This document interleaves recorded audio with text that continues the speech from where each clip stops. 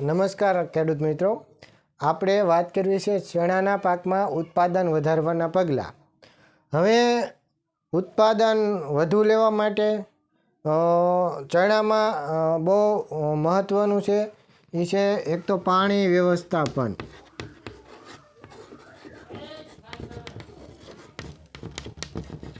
ચણા ઓછા પાણીનો પાક છે એટલે જરૂરિયાત પ્રમાણે જ પાણી આપવું જોઈએ, વધારે પાણી આપવું જોઈએ નહીં. બીજું, ચણામાં જે ધ્યાન રાખવાનું છે, ચણા પોતે કઠોળ વર્ગનો પાક છે એટલે મૂળિયામાં રાઇઝોબિયમ નામની બેક્ટેરિયાની ગાંઠ હોય છે જે હવાનું નાઇટ્રોજન છોડને આપતી હોય છે. જરૂરિયાત વગર ચણાના પાકને બિનજરૂરી નાઇટ્રોજન અપાય નહીં. જો બિનજરૂરી નાઇટ્રોજન જો છોડમાં વધી જાય તો છોડનો વિકાસ વધી જાય અને ફૂલ અવસ્થા પાછી જાય, જેના કારણે ઉત્પાદન ઘટે છે. એટલે આ બે રાખવાની કાળજી હતી. તો હવે આ બે કાળજી ના આપણે સમજીએ તો હવે ઉત્પાદન વધારવા માટે શું કરવું, ચણામાં વધુ ઉત્પાદન લેવું હોય તો પહેલી વાત આવે ફૂલ અવસ્થા. તો આપણને એમ થાય કે ફૂલ વધારી શકાય કે નહીં, કોઈ પણ દવા ખાતર નાખવાથી ફૂલ વધે કે નહીં. તો જે છોડની જે ફૂલની કેપેસિટી છે એ છોડની જે કેપેસિટી છે એટલા ફૂલ છોડ આપી શકે. તો ફૂલ ઝડપથી એક સાથે આવે તો આપણને એનો ફાયદો થતો હોય છે. તો ફૂલ વધારવા માટે આપણે 1261 અથવા 1340 13 અથવા 1448 અથવા 555 17 આવા ગ્રેડનો ફૂલ અવસ્થાએ ઉપયોગ કરવો જોઈએ.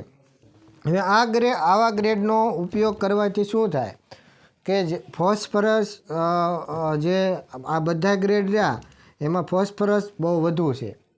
તો ફોસ્ફરસ વધુ આપવાથી વધુ શાખાઓ અને વધુ શાખાઓના કારણે વધુ ફ્લાવરિંગ આવે છે. તો ફ્લાવરિંગ અવસ્થાએ આમાંથી કોઈ બી એક ગ્રેડનો ઉપયોગ કરવો જોઈએ. સાથે તે ઝીંક બેઝ માઇક્રોન્યુટ્રન અથવા મિક્સ માઇક્રોન્યુટ્રન, કારણ કે ફ્લાવરિંગને બૂસ્ટ કરવા માટે ઝીંકનો ખૂબ મોટો રોલ છે.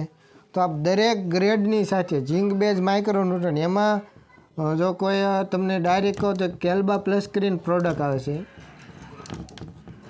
પછી એક બોર્સિક કરીને આવે છે.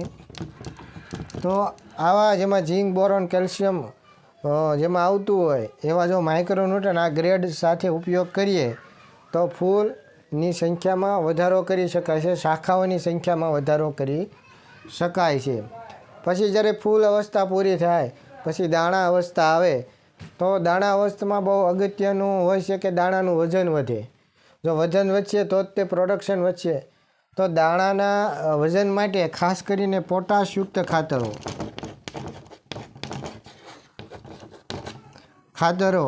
પાણી સાથે જમીનમાં પણ આપવા અને સ્પ્રે પણ કરવો.